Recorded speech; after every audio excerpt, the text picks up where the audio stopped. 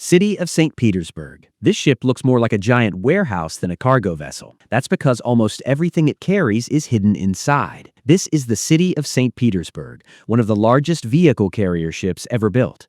Instead of carrying containers, it transports cars, trucks, buses, and other vehicles. The ship has multiple enclosed decks connected by large internal ramps. Vehicles simply drive on board at one port and drive off at another. At full capacity, it can carry more than 8,000 cars in a single trip. That's enough to fill several dealership parking lots. The ship was specially built for routes across the Baltic Sea. Its reinforced hull allows it to continue operating even when the sea is covered with ice. Unlike an icebreaker, it doesn't smash through thick ice, but it can safely navigate icy waters that would slow down many ordinary cargo ships. Today, ships like this help move millions of vehicles between factories and customers around the world. It's basically a giant floating parking garage. MPI Adventure. Most ships float while they work. This one doesn't. This is the MPI Adventure. It was built to install offshore wind turbines. When it reaches a construction site, 4 giant steel legs are lowered to the seabed. Then, powerful hydraulic systems lift the entire ship above the water.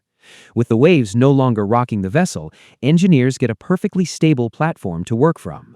That's important because modern wind turbines are incredibly tall and extremely heavy. Even a small movement could make installation much more difficult. The ship also carries its own giant crane to lift turbine towers, blades, and generators into place. Once the work is finished, the legs are raised and the ship floats away to the next project. Ships like the MPI Adventure have helped build wind farms all over Europe. It's basically a giant spider building wind turbines. Ramform Hyperion.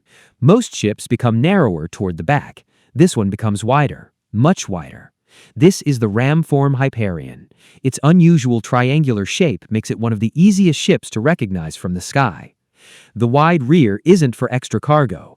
It's designed to tow dozens of long sensor cables behind the ship. These cables send sound waves into the seabed. The echoes are then used to create detailed maps of the rock layers beneath the ocean floor. Scientists use those maps to study Earth's geology. Energy companies also use them to search for oil and natural gas. The ship's extra-wide design keeps all the cables separated and stable while moving through the water. Without that shape, the cables could cross or become tangled. It's basically a giant underwater scanner. Blue Marlin. Most cargo ships carry containers. The Blue Marlin carries something much bigger. It carries other ships. Its huge flat deck can partially sink below the surface by filling large ballast tanks with seawater. Once underwater, another ship simply floats into position above it. Then the Blue Marlin pumps the water back out, lifting the cargo completely clear of the sea. This allows it to transport damaged warships, giant oil platforms, and other massive structures across the world. One of its most famous missions was carrying the damaged USS Cole from Yemen to the United States for repairs. Jobs like this would be almost impossible for ordinary cargo ships. It's basically a giant floating transporter. Nevis. When people think of giant ships, they usually imagine an aircraft carrier. But the largest ship ever built wasn't a warship. It was an oil tanker called Nevis. At 458 meters long, it was longer than 4 football fields placed end to end. It could carry more than 4 million barrels of crude oil in a single voyage. The ship was so large that it couldn't pass through either the Panama Canal or the Suez Canal. Instead, it had to sail around the southern tip of Africa whenever those routes were needed. When fully loaded, it moved so much water that it needed almost 10 kilometers to come to a complete stop. During the Iran-Iraq War, the ship was badly damaged by missile attacks and was left abandoned. Many people thought it would never sail again, but it was repaired, renamed, and returned to service for many more years. Even today, no ship has ever surpassed its record size. It's basically a floating skyscraper. The RV Flip. At first glance, the RV Flip looks like a normal research ship. But once it reaches deep water, something unusual happens. The crew fills large ballast tanks with seawater. Slowly, the entire ship rotates until it stands almost completely vertical.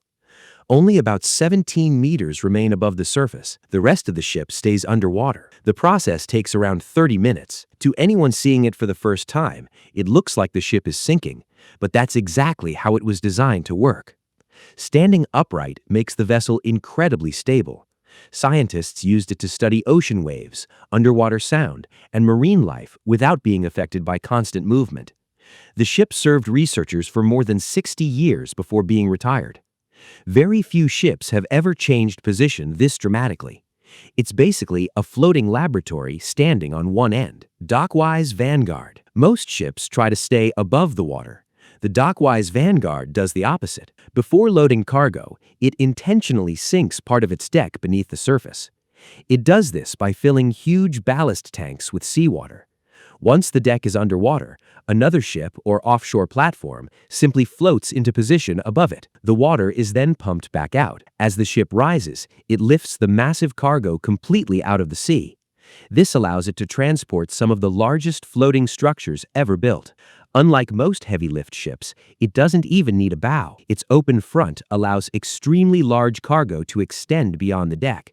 The Dockwise Vanguard has carried damaged warships, giant oil platforms, and offshore production facilities weighing tens of thousands of tons. Without ships like this, moving these enormous structures would be almost impossible. It's basically a giant floating elevator. The Chikyu isn't looking for treasure. It's trying to understand our planet. This Japanese research ship was built to drill deeper beneath the ocean floor than almost any other scientific vessel. The giant drilling tower rising above the deck is over 120 meters tall. Using a long drill pipe, the ship collects rock samples from deep below the seabed. Scientists study these samples to learn more about earthquakes, volcanoes, and how Earth's crust formed. Keeping the drill in exactly the right position isn't easy. The ship doesn't use anchors. Instead, 6 powerful computer-controlled thrusters constantly adjusts its position. This system is accurate enough to keep the drill lined up even while floating in deep ocean water. The information collected by Chikyu has helped researchers better understand the forces shaping our planet. It's basically a floating laboratory drilling into Earth's history. The Nexans Skagerrak. Every day, billions of people use the internet. Very few realize that most international data travels through cables lying on the ocean floor. The Nexans Skagerrak helps install those cables.